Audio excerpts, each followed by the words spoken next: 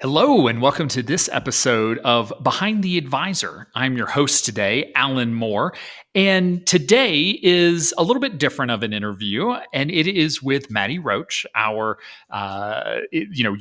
host that you've been listening to for years, and employee number one here at XYPN. And Maddy recently shared with us that she has decided to pursue a new opportunity that we are super proud of her for and very excited. But we wanted to have her on the podcast so that she could share her journey here at XYPN, what it's been like over the last 11 years, and some of her takeaways and learnings that she's going to be taking into her next opportunity.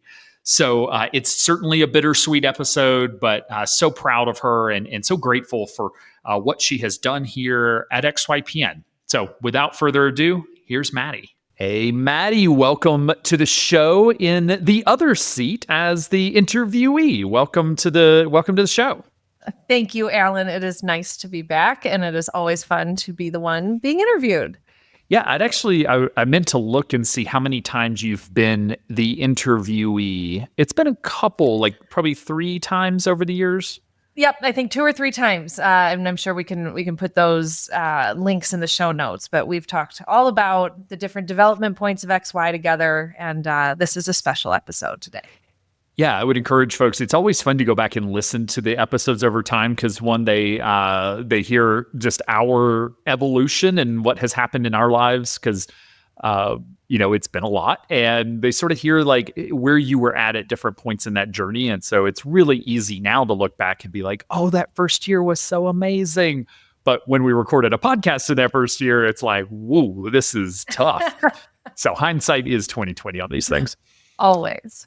So we are here to sort of recap the last, what is almost 11 years of you and I working together here at XYPN, and it's a bittersweet episode because this is our send-off for you, because you have let us know that you're going to be moving on to new opportunities, and we're super excited for that and what you have coming up. So we're going to dig into all of those things, but just want to set the stage for folks that we're going to be going through sort of your journey here and what it's been like at XYPN, and like I said at the end, we'll share what's next for you. Absolutely. So I guess just for folks who maybe are tuning in for the first time, let's sort of set the stage on who is Maddy. So can you just give like a brief background on sort of what role you have played here at XYPN? Sure. Hello, listeners. If you haven't tuned in before, welcome. I am Maddy, and I am XYPN's first employee, which means I've been with the team for almost 11 years. And throughout those years, I've worn a lot of different hats, but primarily been on the membership side, on the leadership and development side of building some of the teams and the programs and the offerings that we've offered to members over the years. I took a real focus in culture development within our community, working on retention and making sure churn was reduced over the years. But most recently, around year 9.5 of my tenure with XY, I transitioned into an executive business coach role, which has allowed me to kind of recycle a lot of what I've learned over the years of working with our thousands of advisors back into our advisors, which has been really fulfilling. Absolutely. Yeah, I mean, it really is incredible to think 11 years ago when you started here, I didn't have any kids, and now I have 4, and the oldest is turning 11 this year. We didn't have an office. We weren't in Montana. It was me living in an RV and somewhere between Bozeman and Milwaukee at times, and you were in Seattle. Like it really is amazing to kind of look back over the last 10 years and think about the amount of things that have happened over the last 10 years, and then sort of appreciate that the same amount of change and evolution and growth can happen over the next 10, which is what's exciting. It's so easy to be like, oh, we'll just keep doing the same thing, but we won't. We're gonna continue to grow. Yeah, and I think you know this too, that we as humans kind of live in this like 7 to 10 year cyclical process within ourselves. And when we think about the future, we really can only think about 5 to 7 years out. It was always very hard to picture when we first started at XY what year 11 would look like. And I certainly wouldn't have pictured this. And leaving XYPN and resigning from this incredible opportunity is bittersweet to say the least. But I feel that pull again of it's time for the next big iteration of the next 10 or so years. And looking back at what we've accomplished has given me a lot of confidence in seeing what could possibly happen in the next 10. I believe it's strength to strength. He talks about that sometimes change is initiated by being pushed. And so this could be, you've been fired or you have to relocate for your partner or something like that. You get pushed out of the nest, if you will. Sometimes you get pulled. There's this amazing opportunity and you just can't say no to it. And so you kind of get pulled into this next step.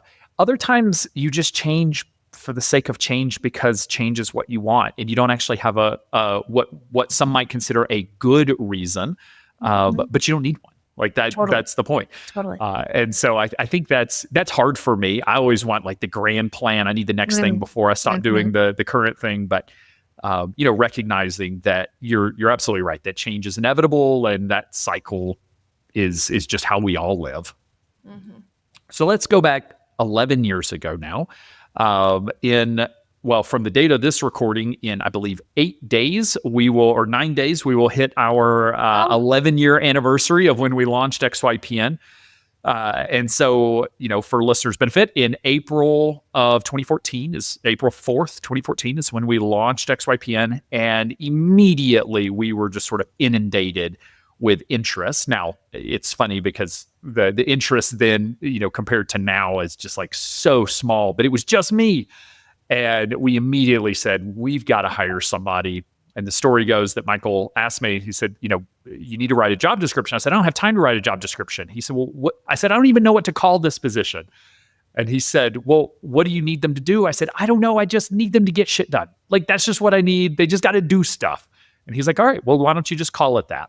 And so we posted for the director of Get Shit Done. And in that interview process, we met you. And so tell us a little bit about, sort of from your perspective, I guess your journey to coming to XYP, and how'd you hear about us, and ultimately what made you decide to take the leap and join a 1-month-old company? In hindsight, it really is a different perspective for sure. But when I was 26 and had the ability to join this company, I did not think twice about it. And I wouldn't if I had to do it again. But I was a disgruntled paralegal. I was going into the office every single day, working with an organization that I supported, but felt a bit misaligned in. There was no upward trajectory for me there. And I was trying to figure out how to pay my student loans and live my life in Seattle off of a very small paycheck. And I became somewhat addicted and a hobbyist of my own personal finances.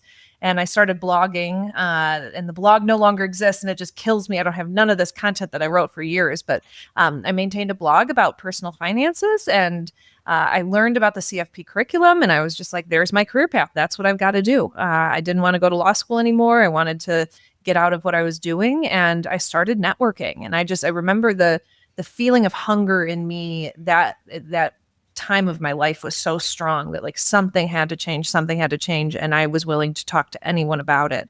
And it was really the first time I had these awkward conversations with people in the industry that just were icky and they thought I wouldn't understand. And finally, through lots of networking, I stumbled across a woman who has been a long-term mentor of mine, and she was a founding member of XY. And she was able to make the introduction to us. And I don't think I understood the opportunity when I made the application video and jumped on the team. And I'm so damn thankful I did.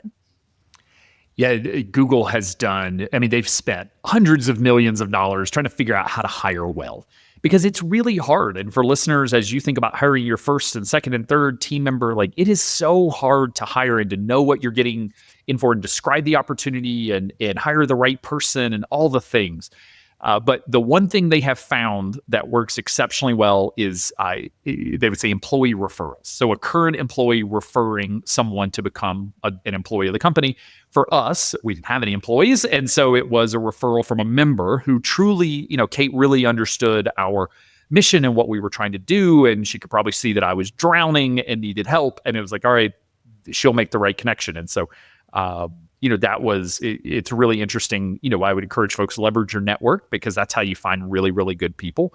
And a lot of our team members have come from, either they were members, they're friends of members, they are married to a member, they know one of our team members. We've had couples working here before. So it's really kind of cool to see. Yeah, absolutely. So I also like to think about that first month. I had never managed anybody before. The biggest company I ever worked at had 5 employees. Not a great working environment. So I didn't know anything about running a business.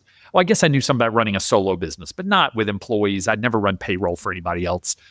And part of my personal story is I was going through a pretty messy divorce at the time. And so I was sort of like between homes. I didn't know where I was going to end up. And then and then you join the team. And so it's like, all right, so what do we do? And so I did what anyone does.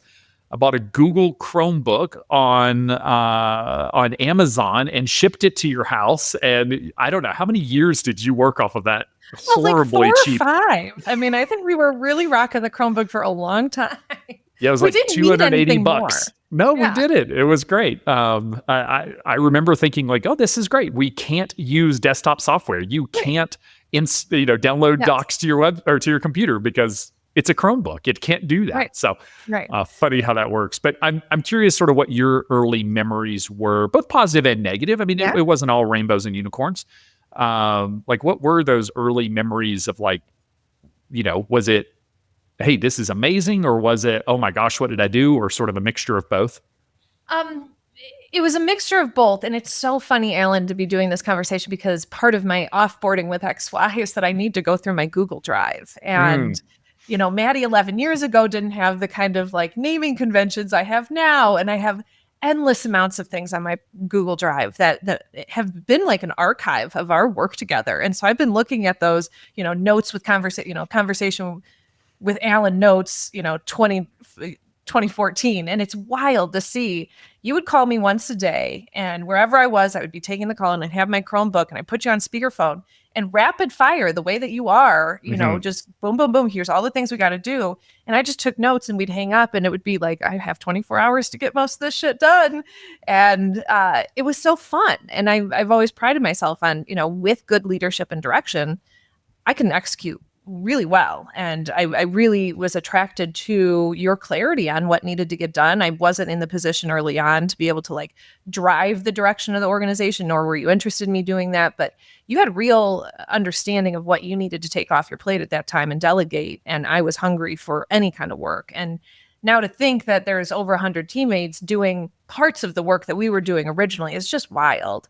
But it really is true that so much of what the tech team's working on is what we did manually hmm many years ago. And the freedom that you gave me to work on my own terms was, I think, what allowed me to realize I have a totally different amount of skill to provide an organization. Because with that kind of privacy and my ability to be where I needed to be to get the work done allowed me to work at a higher level than I'd ever worked sitting in an office chair from 9 to 5. And that's where I think the magic for me really came up of both how I want to manage at XY and in the future and how I want to be managed, which is I know myself best. And if I can choose when I do the work, I can do pretty damn good work. Yeah, Dan Sullivan with Strategic Coach has a line that there's no incentive like no alternative.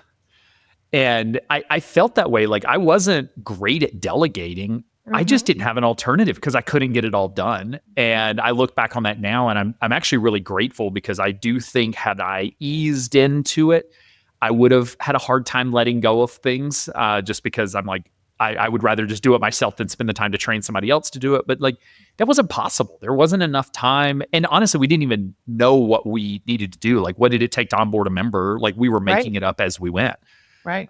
And it's incredible now to think about, the processes that you and I had. I remember getting like 4 members in 1 month, and we were like, oh my gosh, what are we going to do? Like, Yeah. we can't onboard 4 people in a month. And I'm sure advisors feel that way. If you got 4 new clients in 1 month, you would feel completely overwhelmed. And we had a month, it's been a couple years ago now, but we had a month where we had 63 new members join and we were fine. Totally. We had it because those things scale. And the same way an advisory firm may get 63 clients in 1 month, one day. Yep. But you can't do that day one. Yeah. So I think your journey really encapsulates one of the real challenges and realities of businesses that grow and continue to grow. Now, if you just grow to 3 to 5 people, this is not going to apply to you, and that's totally fine. That's awesome to build that type of business. We chose to grow, but the challenge is how to help your early team members who are generalists become specialists.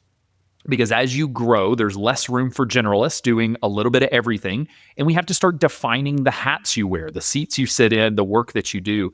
And some people cannot make that transition. You made that transition very successfully. So can you talk about sort of the I guess the couple major roles that you've had here, and we can kind of talk about like how you went from the generalist who was get everything done to the business coach who's very focused on sort of one particular area and helping our members. Mm-hmm. A majority of my role after being the director of getting shit done, which did become was a generalist title. And as we added marketing and sales and some of these other departments, compliance, early on, I did need to niche a bit in terms of what my focus area was. And it made sense for me to own member success, which really was anything that touched the member once they became members was my jam. So from the partnership engagement to tracking the data around churn to making sure that our members onboarding and offboarding was accurate, to owning the community and things like that was really where I spent a majority of my early years. That position stayed for multiple years as we grew XY from, a dozen teammates to, 20 or 30 teammates at that point. And I really loved that role. That was my first taste of real management in a position of, hiring the individuals and actually having them report to me. And I really learned that I loved management at that time. And I was really taken with the kind of impact scaling a business through great teammates can have. And I just loved building the culture internally. So there's actually times where you had asked me, do you want to work on the XYPN team or do you want to work with the XYPN member? And I did continue to go back to the member because I just loved our community so much. But then we staffed the team to own the different departments of membership. And eventually I moved into senior director of member success, which included a bit more broad ownership and had to work among different leaders at that time. But I think it was right around 2021, right after COVID. I think one of my harder years at XYPN was during the COVID years. Managing through that was one of the hardest things. We were going through a big strategy change, considering a couple of options that were very difficult for me to synthesize in my mind of the impact it might have on membership and what that could do for me and the community. And I found myself really burnt out. And I remember going to lunch with you and talking about it. And you at that point actually flirted the idea of you could be a coach, and it just didn't stick to me. And instead I moved into kind of this unique position you all developed for me, which was the vice president of getting shit done, which at that time was a connector and a liaison between all the different department heads of our business lines to make sure that they were aligned and hiring the right people. I spent a lot of time on XY Tax Solutions.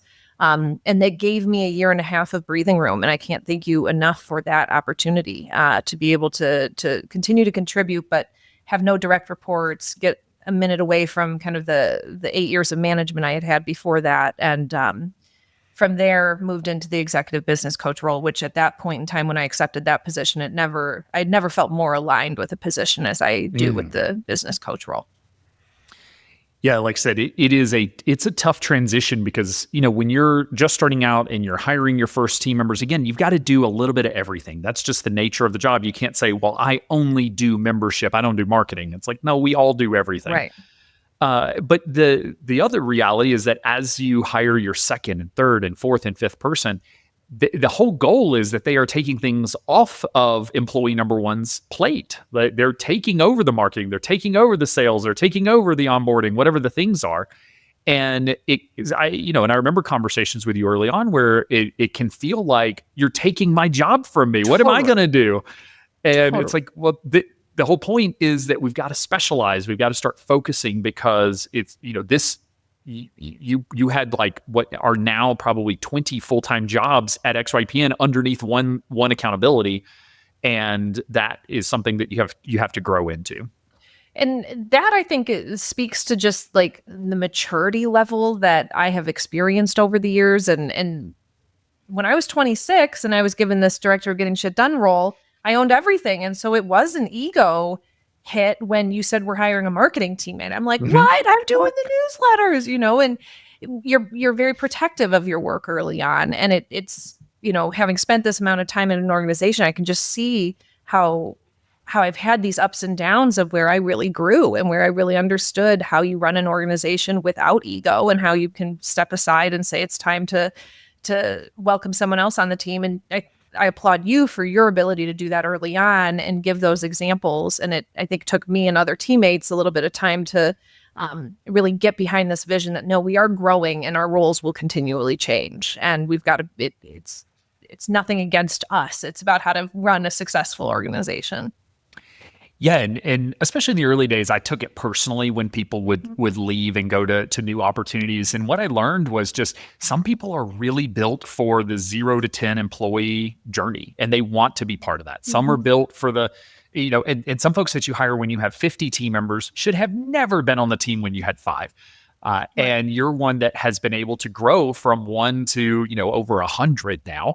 And again, we'll talk about your next opportunity where, in a way, you're kind of going back to the one stage, which is awesome because you know now what it takes to do that. And so, for one of the things that you mentioned was sort of that time where you had sort of this, I don't know, ill-defined role, if you will, the vice president of getting shit done. And really, we thought of that as, hey, Maddy is a Swiss Army knife. She's got a lot of different tools in her tool belt, and we have a lot of problems. So COVID was happening, and stuff with service lines and challenges. I was trying to grow up as a CEO, like just organizationally, we had a lot of challenges. And so what we saw an opportunity was like, hey, Maddy can kind of bounce around to different messes, if you will, help us clean those up, help us get realignment. And what that ended up being was a little bit of space for you. And I'm curious for you to share a little bit about the space that you've had with, particularly I'm thinking with sabbaticals, since this decision to move on, you said kind of happened during a sabbatical. And the sabbatical program is something I'm really proud of and something I hope that more and more of our members will embrace. So can you just talk about your experience with getting space, whether that be sabbatical or sort of that role for the 1.5 years and how that allowed you to sort of get to where you are? Yeah. And I'll start with the VP of getting shit done. It was by no means an easy job. I was walking into kind of triage mode on a number of fronts. But what shifted for me was that the people management and needing to communicate strategy down through my direct reports had become very difficult for me, and to manage emotionally, to be able to check out when I needed to be able to take the breath.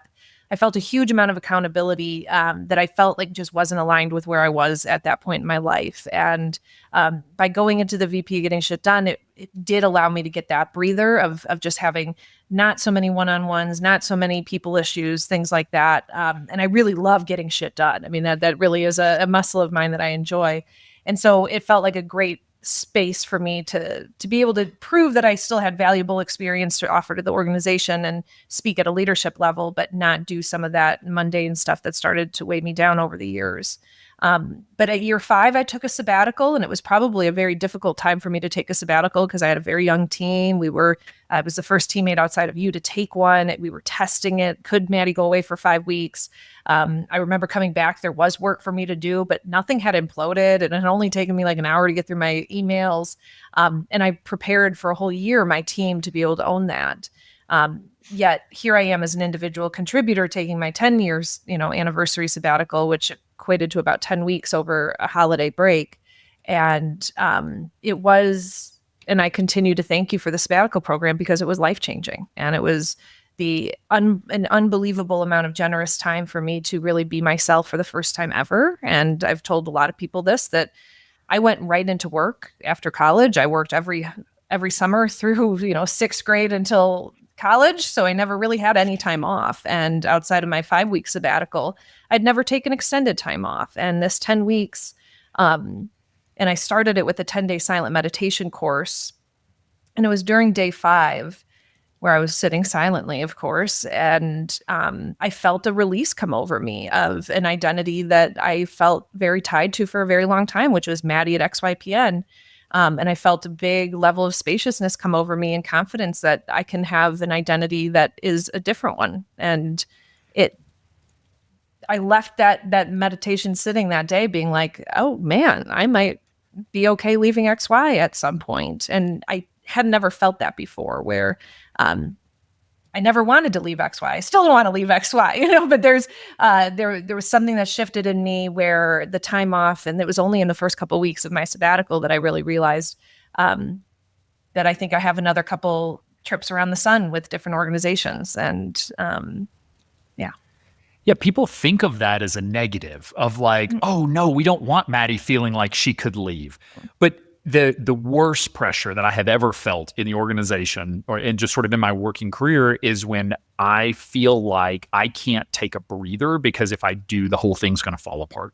That I'm holding all the cards. I'm spinning 42 plates at once and I don't have a choice. And that is, it feeds the ego of like, I'm important, I matter, they can't do this without me. It also absolutely fuels the stress because they can't do it without you. You have to be the one. You can't get sick. You can't be home when your kids are sick. You can't take a vacation. And I remember, the sabbatical program, just for listeners' benefit, what we do here is at the 5-year mark, all of our team members, everyone's eligible for this. You get 5 weeks and $5,000, and it is paid.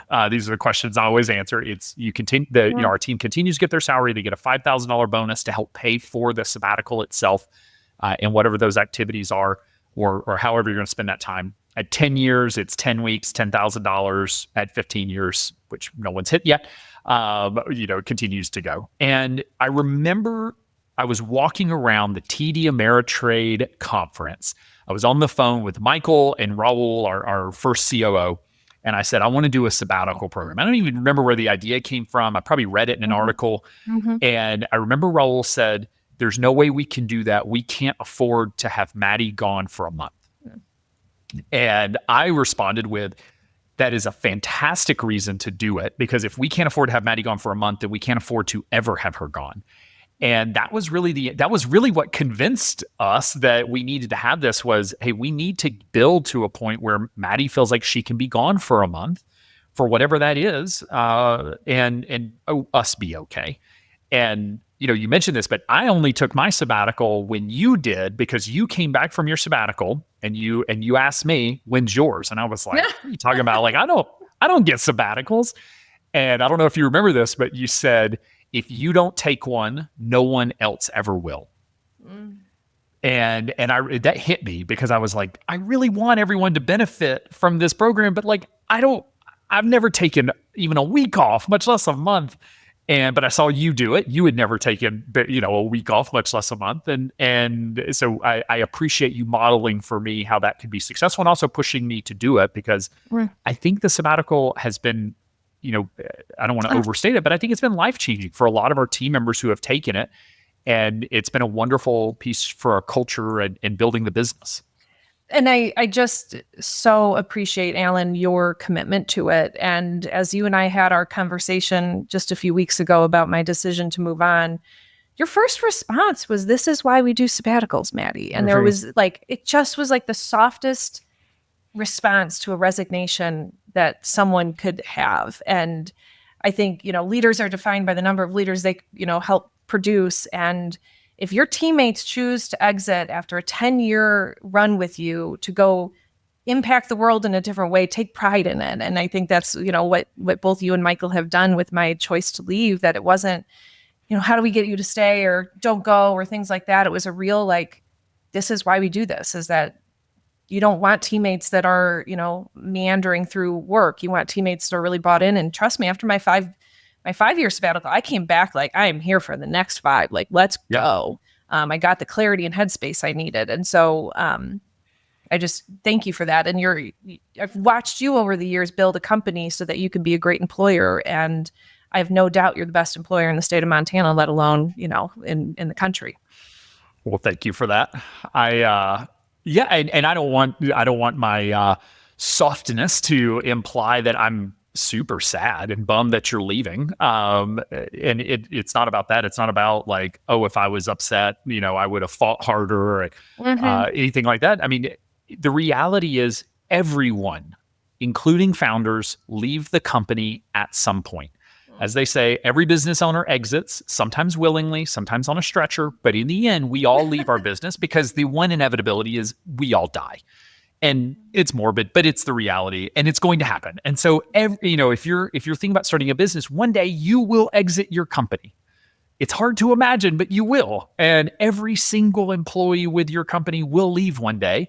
They can leave on good terms. They can leave on bad terms. They can leave willingly. They can leave unwillingly. But it is going to happen. And so we just have to embrace the fact that this is life. This is the cycle. Totally. And if you can keep someone on your team for 3 years, that's a win. Oh. And I think that's one of the misnomers in our industry, is that advisors hire people thinking that they're going to be there for their entire career. Like every job is like a career-long marriage. And like, that's not how this works. Like that's not it. We could do a whole different episode on that, but yeah.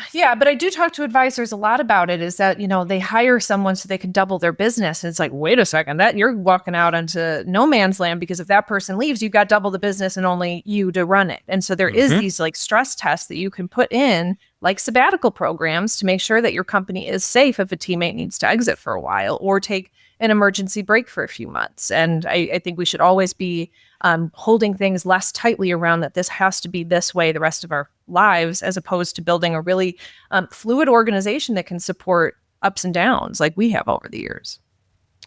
Yeah, and it's funny how things are like serendipitous. So, I think the day before you met with me to let me know that you were going to be moving on, I had read a report. It was like a LinkedIn thing up in the top corner with their news articles, and it was talking about Skype being shut down by Microsoft. So Microsoft bought Skype years ago for like $11 billion, and they're sunsetting that program. And they had a quote from the co-founder, which so often I see the co-founders be like, "Oh, I can't believe they're shutting down my baby. They ran into the ground. They made all these mistakes."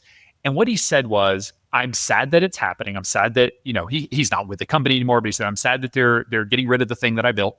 But the thing I'm most proud of are the 1,900 Skype alumni that have gone on to start businesses and to have an impact on the world." Yes. And I read that, and then the next day you sat me down and gave me the news, and I remember just thinking, like, Maddy's one of our 1,900. Like, we're not at 1,900 yet, but like, I hope to be able to look back and say that we had 1,900 people who were part of our team and have gone on to do amazing work, whether that's being a founder or being employee number one or being a wonderful parent. Whatever that journey is, that's something I think we can be proud of.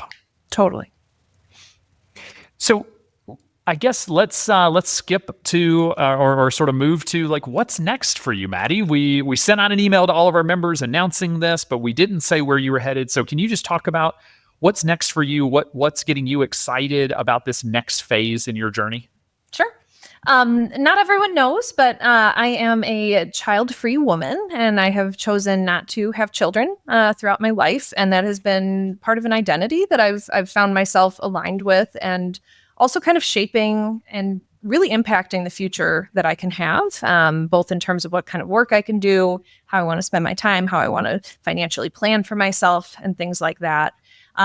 But questions around kind of estate planning do change for people like me and people who are older than me that don't have next of kin. And so over the past several months, I've had a couple conversations with Jay Zygmunt, who's the founder of Child Free Wealth, and he's really carved out a niche around child-free people, childless people. And I'm not involved in the financial planning firm at all, but he is spooling up with a couple other teammates, the ability to provide financial and medical power of attorney services to people without kids, which does not exist in the industry at this point. And don't ask me why, it's just that it doesn't. And as I've spent more time learning about the space, I can hear it in conversations, even unprompted, that advisors have nowhere to send their widows or people without kids to do this. And so it's not just helping them craft those documents, it's actually providing a service of support to them in an ongoing fashion. I'm really, really drawn to bringing this to the market, changing the way trust services are provided and billed. And it is an opportunity to be at a startup again on the ground floor. And so I'll be running sales and marketing over there and helping the team get in front of the right audiences and sell the message of why this is so important. So really, this is trustee services, or maybe we'll have Jay on at some point to talk to us about it as well. But like, these are trust services or trustee services, or I guess, Some do of you know it how to is describe it? traditional trust service. Yes. Okay. I won't be working at the trust company. The trust company is a third party to us, but the product that we are building is a technology and the service offering to provide ongoing relationship with the individuals in the case that they do need trust services, executive services, or any of the kind of hourly offering of financial and medical power of attorney services in case of emergencies or in the case of you just need the trust to come over. So a lot of studies are coming out. People are interested. Trust and Will just came out with a big study that over a third of people would rather have a fiduciary organization act on their behalf versus a family member. The tides are changing a bit in terms of, just the complexities of what it's like to ask your partner to make these decisions when they're grieving, the kind of elder abuse that can happen if you don't have the right people and structures in place to protect you. So it's just a space that I've actually been very drawn to. And as I learn about kind of the aging solo population, I have a lot of empathy for them. And it is an existential crisis. And I never thought I could be more passionate about XY in my life. And here I am being extremely passionate about another organization. And I think that is a hat tip to XY and allowing me to live in a space where I know I'm jazzed about something. And I've held that bar very high. And I've had opportunities throughout the years to jump to other places, and I haven't even given them a fair shake because it just doesn't jazz me up the way this new opportunity does.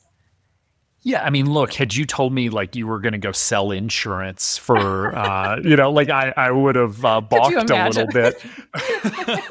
You'd probably be pretty good at it, but I would, but this is so, and obviously you can do whatever you want to do with your career, but it's so mission aligned. Yeah, Part of our core values here at XYPN is being mission driven, and people get that confused when they see mission driven. They think everyone comes in bleeding the XYPN's blue and green, and they just love what we do.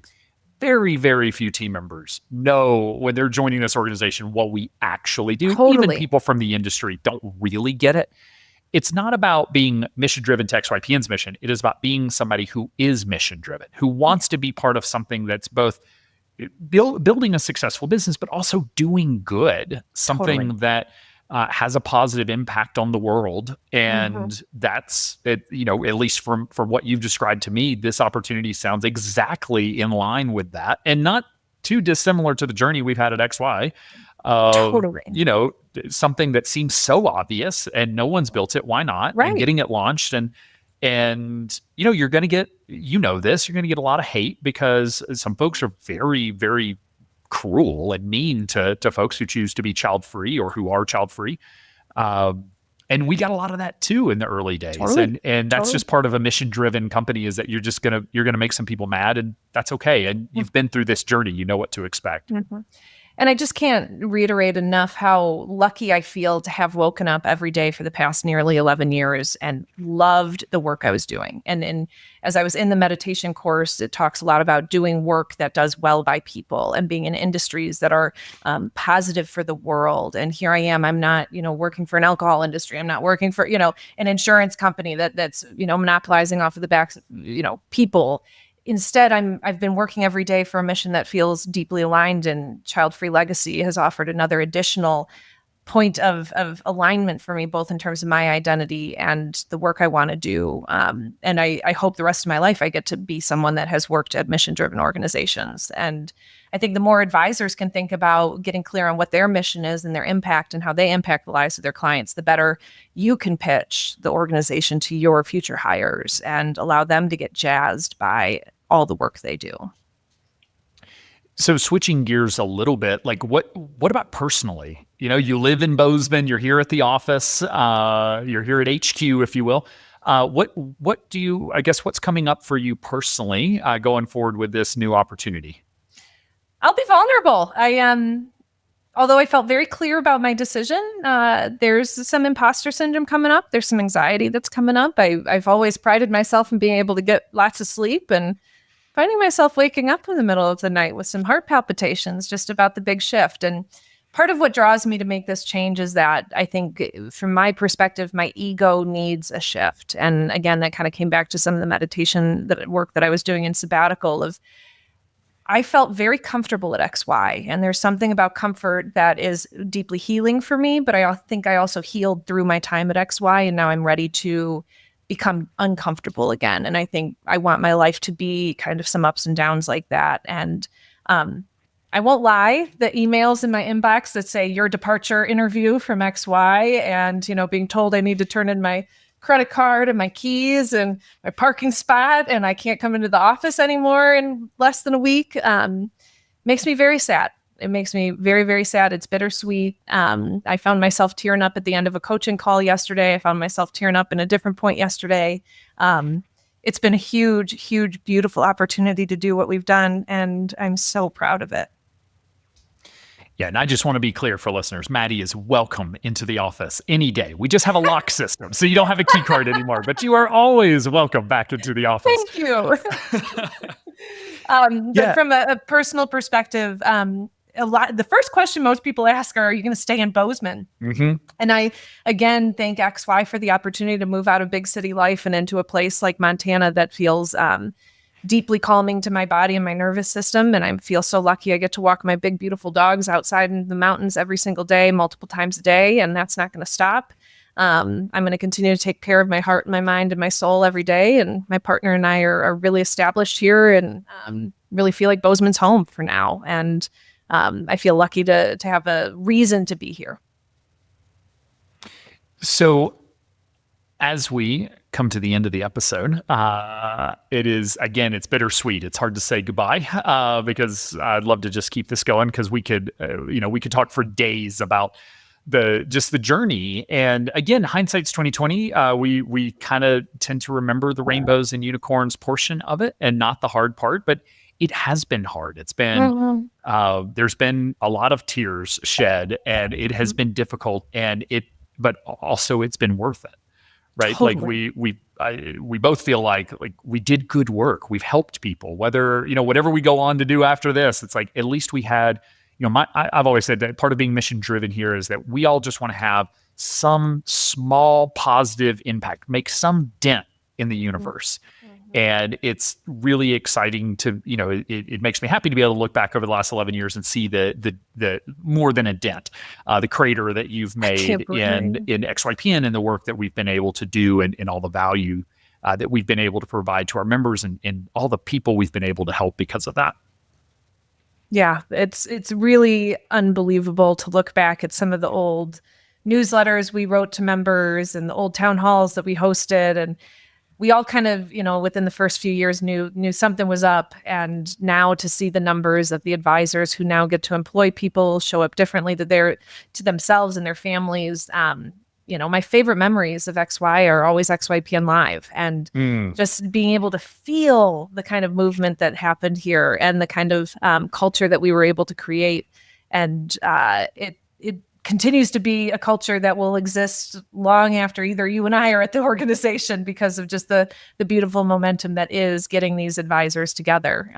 And it has not been easy. There have been lots of times where I thought I would jump. And what I'm so thankful for is that despite those ups and downs, I always felt like XY had been good to me, and it was a place that I wanted to be. And I feel like to exit now in a place where I feel so confident in the team and so confident in the organization that it doesn't need me anymore. It feels kind of like full circle and the right time to leave. And that, I think, wouldn't have been able to be said had I exited 3 years ago or something like that. Yeah, just totally agree. And I thanked you when you did resign, that you waited until we got to a point that we felt like, okay, we'll be okay. Like, we're going to be sad. We're going to have a hole that we've got to fill, or there's going to be a hole we can't fill.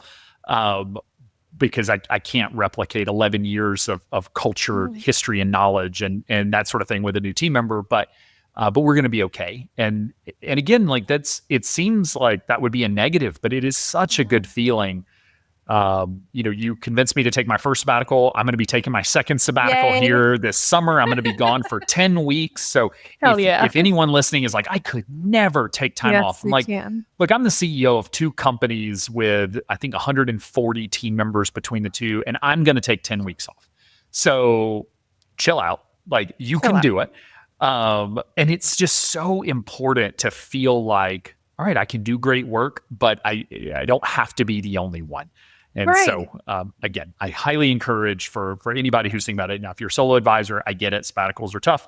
But as you begin to grow a team, hopefully you can get that disconnect time. Mm-hmm. And with that, I'll say this is not goodbye, because Maddy is still going to be in our world, in our ecosystem. I am sure that we will still see you at XYPN Live.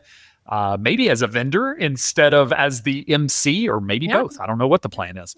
But Maddy will still be around. You will still get to see her.